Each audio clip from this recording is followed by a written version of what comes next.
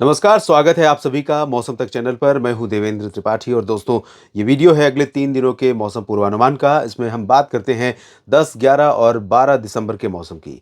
इस समय एक सर्कुलेशन जो अरब सागर पर बना हुआ है, जिसको लेकर के आशंकाएं थी कि थोड़ा-सा स्ट्रॉन्ग हो सकता है सिस्टम, लेकिन अभी फ़िलहाल ये लो प्रेशर बनने के बाद फिर से कमज़ोर हो गया है और चक्रवाती हवाओं के क्षेत्र के रूप में है। लेकिन इसके प्रभाव से थोड़ा-सा हवाओं का थ्रो भारत के ऊपर बना हुआ है, खासतौर पर कोस्टल रीजन पर, तटीय इलाकों में केरल, कर्नाटक और महाराष्ट्र के तटों पर, गुजरात के कुछ तटीय क्षेत्रों में यहाँ पर हवाओं में थोड़ी-सी नमी पहुँच रही है, थोड़ी-सी नमी का असर यहाँ पर देखने को मिल रहा है। बंगाल की खाड़ी से नमी वाली हवाओं का चलना दक्षिणी प्रायद्वीपीय भारत के ऊपर सीधे तौर पर जो उत्तर पश्चिमी हवाएं चलती हैं नॉर्थ ईस्ट मानसून के सीजन में, वो अभी नहीं चल रही हैं बहुत ज़्यादा। उसकी वजह आप जानते हैं, अभी साइक्लोन गुजरा है, तो साइक्लोन के गुजरने के बाद जो हवाएं हैं उनको नॉर्मल पैटर्न पर, सामान्य ढर्रे पर आने में वक्त लगता है, समय लगता है। उत्तर भारत में एक डब्ल्यूडी दस्तक देने वाला है 11 दिसंबर को। उससे पहले आज अगर 10 दिसंबर की स्थिति देखें तो आज आपने देखा होगा कि सुबह से लेकर दोपहर तक भी पंजाब, हरियाणा, दिल्ली और राजस्थान के उत्तरी क्षेत्रों में, उत्तर प्रदेश और बिहार, झारखंड, पश्चिम बंगाल, छत्तीसगढ़, ओडिशा के उत्तरी क्षेत्रों में और मध्य प्रदेश के उत्तरी भागों में और उत्तर पूर्वी राजस्थान के क्षेत्रों में ठंडी शुष्क हवाओं के चलने के कारण मौसम ठंडा हुआ है। तापमान में गिरावट रिकॉर्ड की गई है, कई जगहों पर पारा नीचे आया है और जिसका इंतज़ार आप सभी को काफ़ी समय से है। और इन हवाओं के चलते आपने ये भी देखा होगा कि 3 दिन पहले, 4 दिन पहले जो स्थिति थी कि धुंध हो रही थी, दिन में धूप का पता ही नहीं चलता था, दिन निकला है और काफ़ी धुंधला सा दिन लगता था, धूप बहुत मध्यम लगती थी। कोहरा या कुहासा और प्रदूषण, ये सब कुछ इस प्लेन्स के रीजन में अधिकांश जगहों पर हावी था या प्रभावी था। लेकिन अब जब ये उत्तर पश्चिमी शुष्क और ठंडी हवाएं चलनी शुरू हुई हैं तो टेम्परेचर में गिरावट हो रही है, एक फ़ायदा। दूसरा फ़ायदा, प्रदूषण, कोहरा, कुहासा, धुंध या बादल बिल्कुल साफ हो जा रहे हैं। तो इससे धूप तेज़ खिल रही है और इस धूप का और इस गिरते हुए तापमान का, दोनों का लोगों के स्वास्थ्य पर, लोगों के लिए इसका बहुत पॉजिटिव इम्पैक्ट होता है। एग्रीकल्चर, कृषि के पॉइंट ऑफ व्यू से भी काफ़ी अच्छी स्थिति ये होती है और इस समय इसकी दरकार होती है। पहाड़ों पर अगर बर्फ़ अच्छी पड़ी होती तो जो हवा आज चल रही है, इस हवा के कारण इस समय दिन में भी बाहर निकलना मुश्किल हो जाता ठंडक के मारे, क्योंकि बहुत तेज़ हवाएँ चल रही हैं। और मध्य भारत से नीचे की तरफ देखें अगर हम, तो यहाँ पर जैसा कि अरब सागर से थोड़ा-सा नमी का प्रवाह राजस्थान, गुजरात और इससे सटे हुए दक्षिणी राजस्थान और मध्य प्रदेश के ऊपर बना हुआ है, महाराष्ट्र के ऊपर भी है। छत्तीसगढ़ पर मिक्स हवाएं पहुंचेंगी क्योंकि कुछ ड्राई विंड्स रहेंगी और कुछ आर्द्रता वाली हवाएं रहेंगी। ओडिशा पर भी यही हाल रहेगा।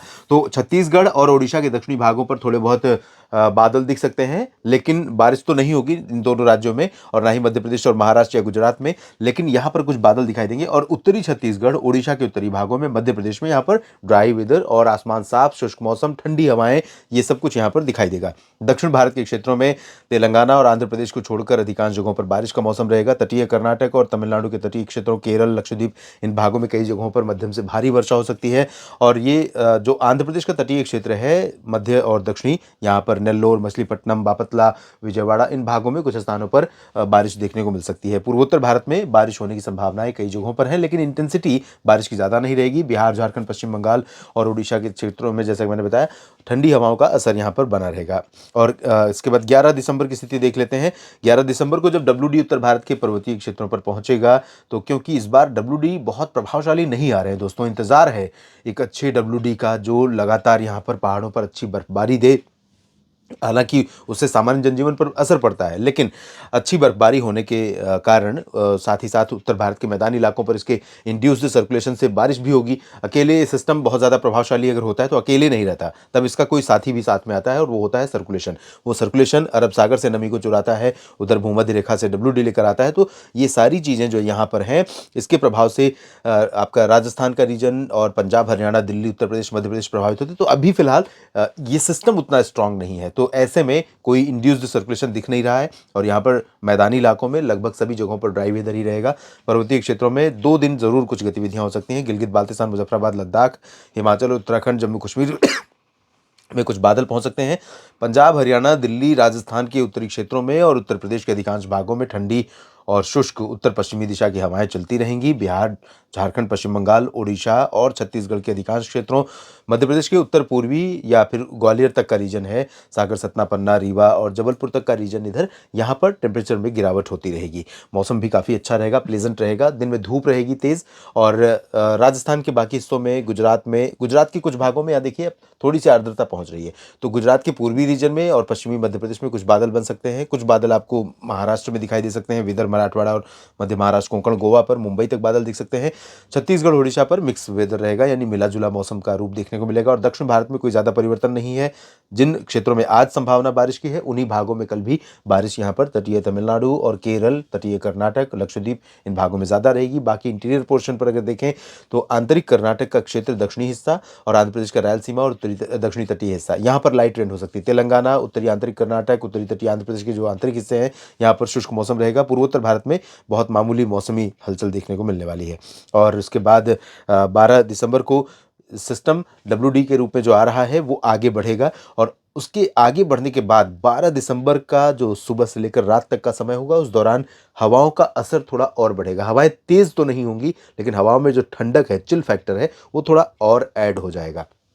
जब भी पहाड़ों से बर्फ देकर के WD आगे जाता है और वहां से ठंडी हवाओं का झोंका और तेज होता है, तो आप देखेंगे कि 12 दिसंबर को, यानी कि मंगलवार के दिन, राजस्थान में जैसलमेर और अजमेर, सवाई सवाई माधोपुर, बूंदी, बारां, झालावाड़ तक, मध्य प्रदेश में सागर, सतना, पन्ना, भोपाल के ऊपर के रीजन में ग्वालियर और खजुराहो समेत इन सभी क्षेत्रों में, उत्तर प्रदेश, हरियाणा, पंजाब, दिल्ली, बिहार, झारखंड, पश्चिम बंगाल, उड़ीसा, छत्तीसगढ़, इन सभी भागों में ठंडक 12 दिसंबर को थोड़ा और बढ़ जाएगी। सुबह के समय कुछ इलाकों में कोहरा भी छा सकता है, जहां पर हवाओं की रफ्तार तेज नहीं होगी और जहां पर वाटर बॉडीज यानी कि पानी वाले क्षेत्र हैं, जलाशय, तालाब, झील या फिर नदियां आसपास से गुजरती हैं, या ओपन एरियाज में जहां पर लंबी दूरी तक खेत ही खेत नजर आते हैं और आसपास से बस्तियां कम है और हाईवेज है, तो उन हाईवेज पर थोड़ा सा कोहरा ज़्यादा दिखाई पड़ेगा। तो ऐसे में सुबह यहाँ पर सतर्क रहना होगा इन सभी क्षेत्रों में। पूर्वोत्तर में थोड़ी बहुत बारिश होगी और दक्षिण भारत में बारिश की गतिविधियां धीरे धीरे रिड्यूस होंगी। इस बुलेटिन में फिलहाल इतना ही। जानकारियां और भी हैं देश भर के मौसम की, अगले बुलेटिन में चर्चा करेंगे। आप बने रहिएगा मेरे साथ। धन्यवाद।